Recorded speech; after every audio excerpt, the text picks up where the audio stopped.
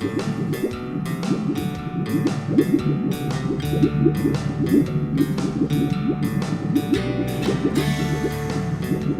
name is Lyle Mason. I work with Tennessee Wildlife Resources Agency, and I've been with the agency now for 25 years.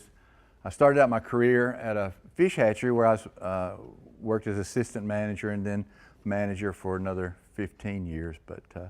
So I've been around for a while. Let me back up. But now I currently am a reservoir fisheries biologist here in Middle Tennessee.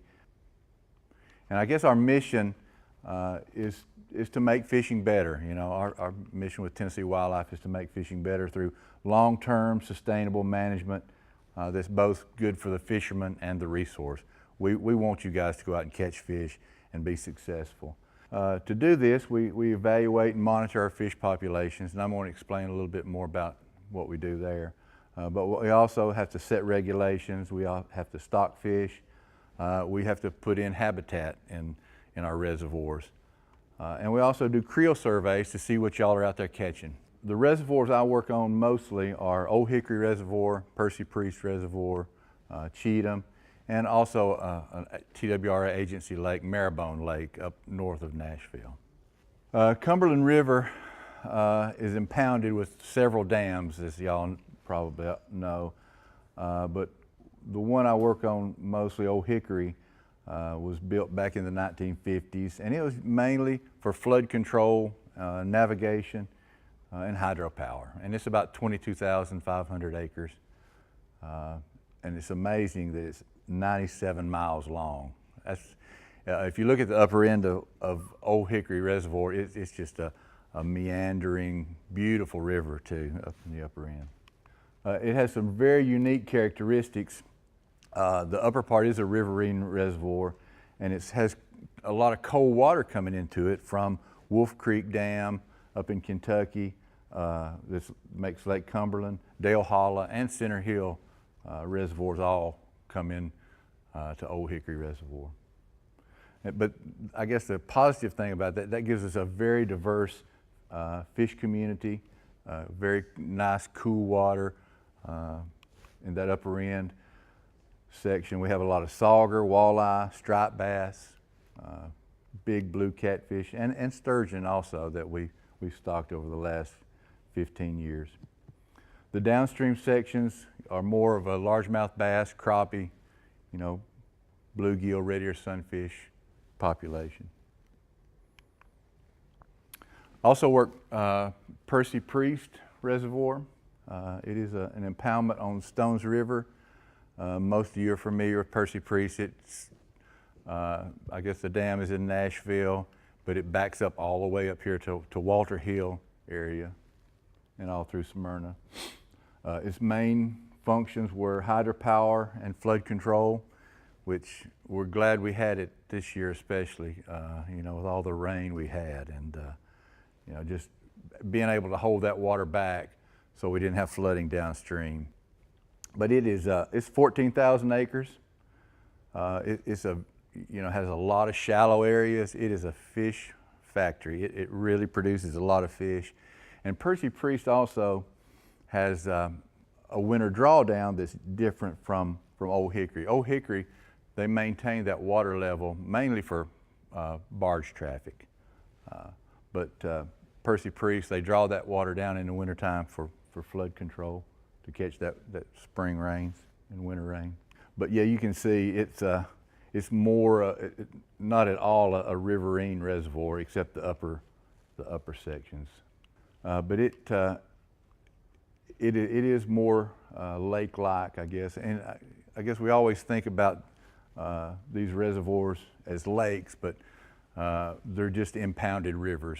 So a lot of the habitat has changed from its original, what it was whenever, you know, before we got here. It was all rivers and streams.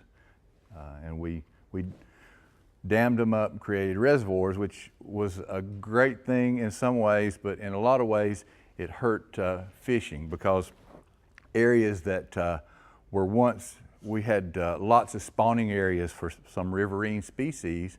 Now those same spawning areas are under 30 or 100 feet of water, whereas they may have had, you know, dozens of spawning shoals all down that river. Now they don't have any sometimes.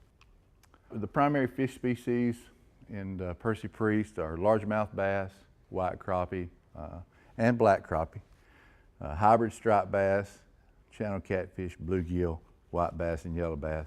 Most of these are native to Percy Priest. All of them are. I guess the exception would be the hybrid striped bass, which that is a hybrid between this maiden fish hatchery. It's a hybrid between a white bass and a striped bass. And also, there are also striped bass in Percy Priest, which we stock those also. And a striped bass is a saltwater fish. A lot of people think it's a hybrid, but it is not. It is a saltwater fish that can live in fresh water. And I guess back in the 60s, whenever a lot of dams were built on the eastern coast, when they closed those dams, they trapped a lot of striped bass in those reservoirs, and they said, wow, we've got these huge fish out here. And they lived for years and years and grew to be giants. So after that, the push was on to create these fish in a fish hatchery to move them around the interior United States, and that's what happened over the next, gosh, 40 years. So now the techniques to produce these fish in hatcheries, we can do it pretty easily, and now we stock them in a lot of reservoirs, just for a large predator fish, predator game fish. But this is why we go fishing too, is for you guys to go out and catch them. This little boy was tickled to have that fish, and that is also the fish that most people are out fishing for. The number one fish for in Tennessee is the largemouth bass. The second most sought after fish are crappie. People love crappie. They love to eat them because they are one of the best out of the frying pan. A little bit about the work we do. To survey our fish survey work, this time of year right now, we do spring electrofishing. We generally are looking at largemouth bass and crappie. What we do is we'll go out and we shock these areas that we've been shocking for the last 25 years. Every year the same areas that we shock. And we'll collect those fish, put them in our live well, and we'll work them up. And that way we can look at the size structure of the fish, we can look at their general condition, how plump they are, I guess, essentially. We can also take age samples if we need to and age the fish and see how fast they're growing. So yeah, there's a lot of things we can do with that information. We also, I guess in fall trap netting, we're looking mainly at crappie. We're looking at how many young of the year crappie is one of the biggest things we're trying to calculate. And that gives us an idea of how well the crappie fishing is going to be in the next year and after that. We also monitor water quality in the summertime. We do sauger and walleye collections, and we also have a creel officer out there that interviews fishermen, finds out what they're catching, just looking at their success, I guess. But this is a shot of us doing some electrofishing, and the guys on the front of the boat, they're dip netters, and they have those poles are insulated, hopefully. So, but we are putting electricity into the water, and then as those fish are stunned, they'll float up and are netted by those guys, and then we put them in a live well. And once we've done our sample time, we'll take the fish out, we'll weigh and measure everything, and then release them back into the water. One question everybody always asks, well, does that not hurt the fish? Well, you can see that they may go in and be laying on their side, but just within a minute, they're upright, swimming around, and ready to go back in. So we do use, it's a DC current, more like what an electric fence is. It's not AC. AC is a lot more tissue damaging and harmful to the fish and humans also. And here's our guys are weighing and measuring the fish. We get the length off of them and also the weight. And there's a couple of fish that on one of our samples that Wade's holding. But then that allows us to generate a report, and this one is just a sheet in our report for largemouth bass, and we can look at the catch of young fish for that year, and then we can look at trends for the last 10 years or 20 years if we want to.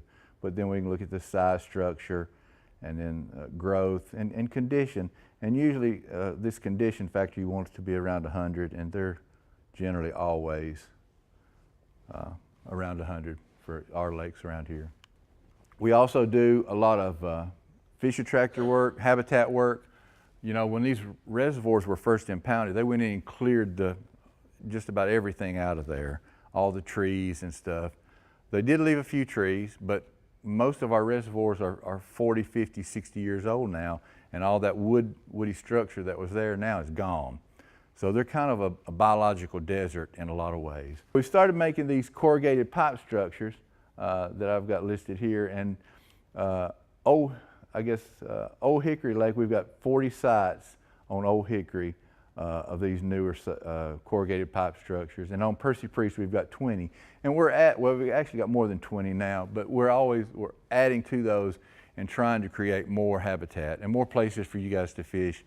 All these are marked with buoys, all these sites are. So if you can go online to our website and find these buoyed sites and fish those. We also have like over 100 stake beds on Percy Priest, but they are great for crappie and bass. We also will build some reef balls, and a lot of times we'll put these reef balls around fishing piers and stuff like that.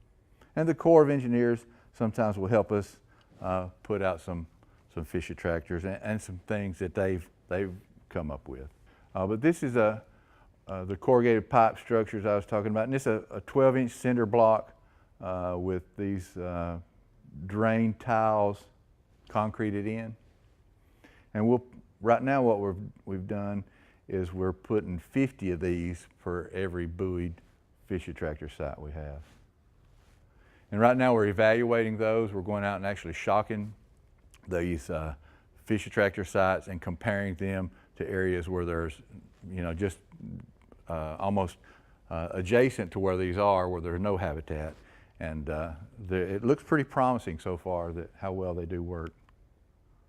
But this is kind of this is around a fishing pier down on Normandy Lake. But that's kind of what they look like in the water. And you can see that provides pretty good cover also. And one thing we like about these is we're not as apt to get hung up, fishermen aren't as apt to get hung with their lure in these pipe structures as they are a brushy tree with rope and everything else in it. So yeah, they're pretty good fish cover, and they should last, gosh, 20 years. And maybe more. I don't know. We just really don't know.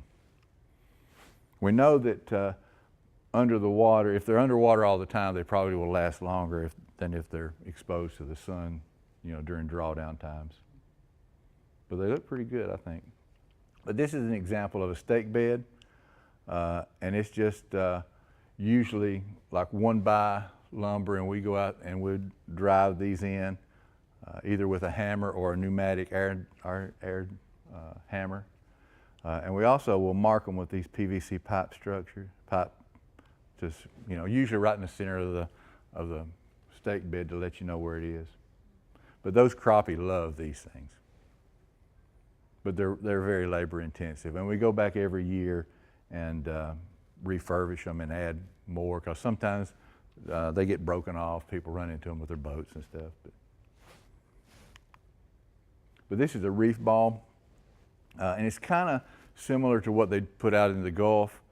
They pour giant reef balls like this out there, but huge. Pretty neat structure, but again, it's labor. It takes a couple of days to build one, just because you have to pour it, set up the form, pour it, let it dry, bust it out. So yeah, it's a little more labor intensive.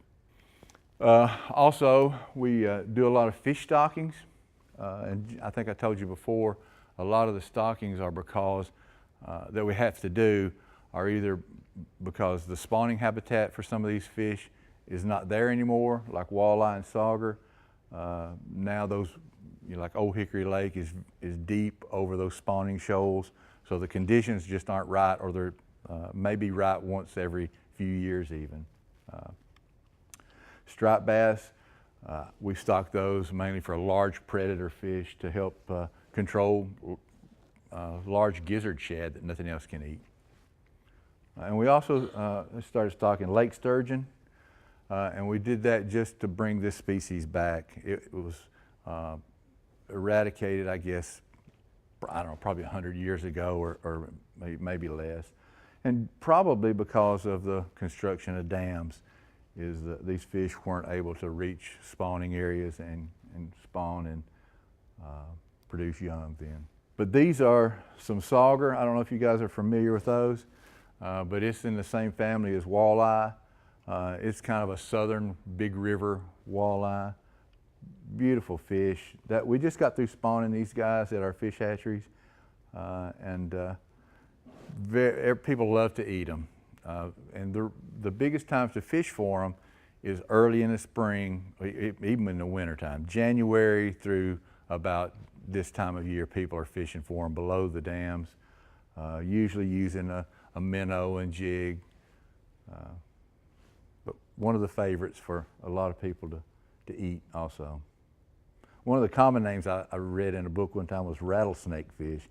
And you can see the coloration is almost like a rattlesnake. It's just those dark gold and brown patches. These are some walleye that we collected. Walleye is a bigger cousin of the sauger. They usually, probably average size for walleye in most reservoirs is 3, 4, 5 pounds at times. But I have seen 14-pound fish. And we've been getting a lot of reports of people catching 10-pound walleye in Old Hickory the last couple of years. These are some striped bass brood fish. This is, like I said before, these are the saltwater fish that can live in fresh water. But we collect those brood up below Cordell Hull Dam in Old Hickory. We'll take them back to a fish hatchery and we'll spawn those guys, and then we rear those fingerlings till they're about, I don't know, usually 3 to 4 inches, and then we'll stock them back in our reservoirs. But very neat fish. They gave me all the gray hair I've got. This is a lake sturgeon. This is what we've been stocking back into a lot of the big rivers in Tennessee. A very prehistoric dinosaur fish almost. It's a very old species. One of the problems is they don't really reach sexual maturity until they're 8 to 10 years old. So it takes several years, and they're very slow growing. So it takes several years for them to even be able to spawn. But a lot of times you'll see in some old books of people pulling them out with a car. I mean, they can be several hundred pounds, and live to be 100 years old. A lot of these fish come from a fish hatchery in Wisconsin, where there's a few spawning areas still left up there, and we obtain those fry from them.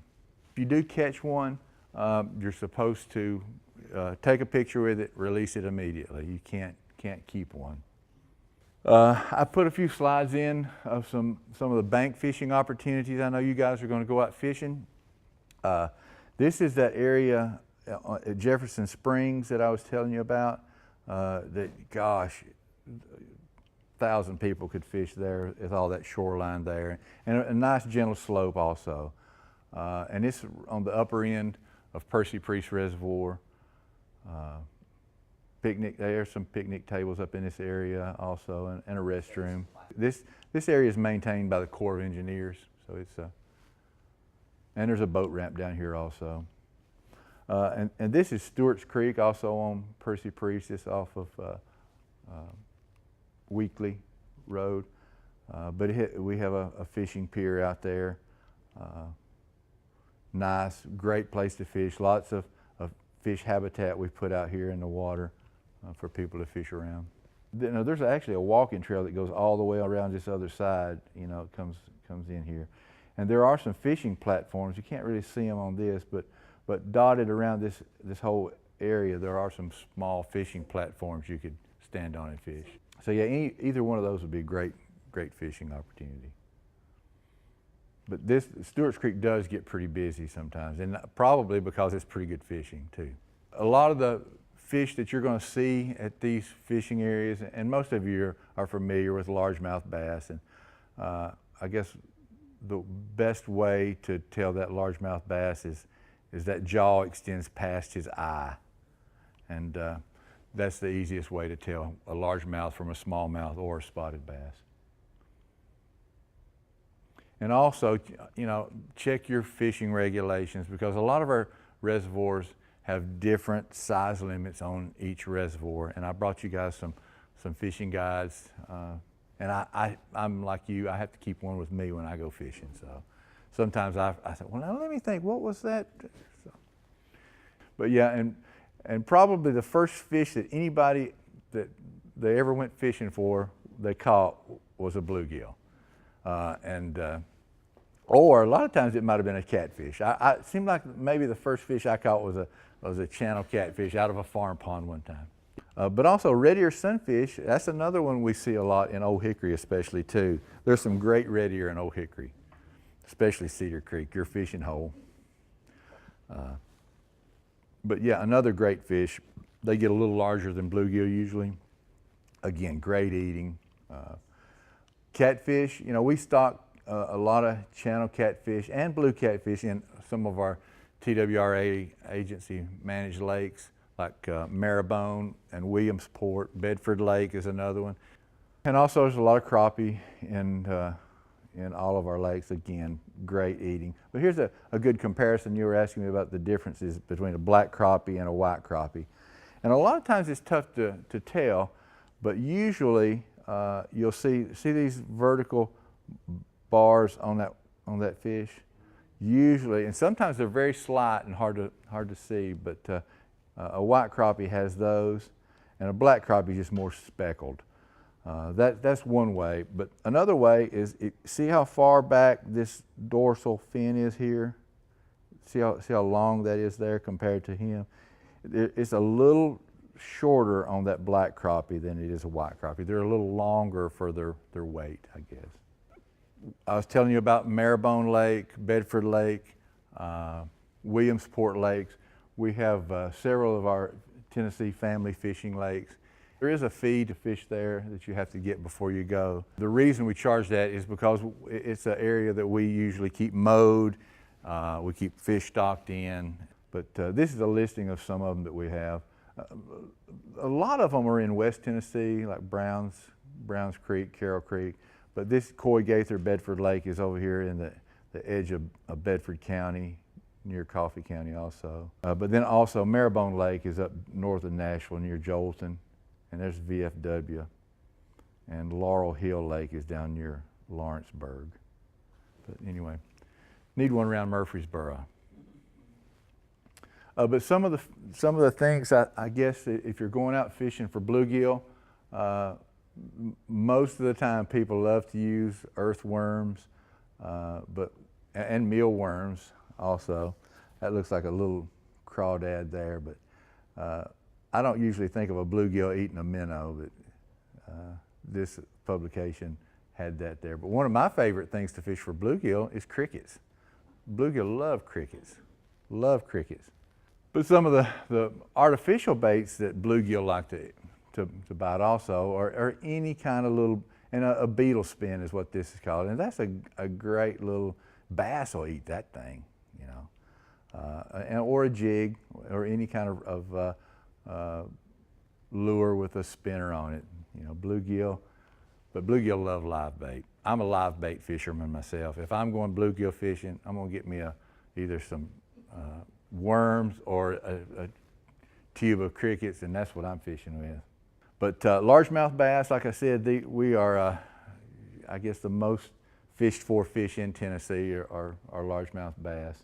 Largemouth bass love night crawlers, and these are a couple of rigs. A lot of people use plastic worms for largemouth bass, but really, you know, this is where that came from hooking a giant night crawler on a hook. Largemouth bass love that bait. And also they love, you know, minnows, and I guess like most guys, they like collecting tackle boxes full of these things, which some are great to fish for, but they sell a lot of fishing lures to people ready to go catch fish. But again, I'm a live bait fisherman. I'm gonna get me some crawdads or a minnow or night crawlers for me to fish with. Some of the best baits look like natural bait. These are some fathead minnows, and it shows some different ways to. A lot of times people ask you, how do you hook your minnow? Well, I don't think there's a wrong way to hook a minnow. Any way to hook a minnow is a good way. This is a big crappie going after a minnow, and this is a great fishing rig if you guys are going to go down to Stewart's Creek or Jefferson Springs. But they've got a float up here, and they drop down in a split shot, and then a hook with a minnow on it, or a jig even on it there. Great bait. You can pitch it out, and if it's fit around some cover, you know, it'll usually hang straight down, and you're not quite as prone to hook, you know, get you know, hung up as if you throw it and try to retrieve it back. So I like this rig also. I mean, it's one of the oldest. We probably all fished with a float when we first started fishing, but it's still a great way to fish. Again, crappie baits, they're every color, every type of the rainbow. But if I'm going crappie fishing, it'll either usually be a jig of some sort or a live minnow. And I wanted to show the importance of habitat. And this was kind of an experiment. And they just and these are actually little largemouth bass, I think. So they just put them in a plain white bowl. And if you can imagine out in the lake, if there's no structure, that's kind of what it's just going to be, a plain white bowl, mud bowl, I guess. And they're just kind of hanging out everywhere. So you add a board just over the edge of that bowl where every one of them. You add a few gravel over here, where are they? They're all attracted to something like that. So that is how fish relate to structure. They just, most fish, not all fish do, like walleye and sauger, they're probably going to relate more to water flows and stuff like that than they would actual hard structures like that. But fish like overhead structure, and they like structure underneath, and they like, you know, anything coming from the bottom up, like our new fish attractors that we're building now. And I guess that's all for my presentation. If y'all have any questions.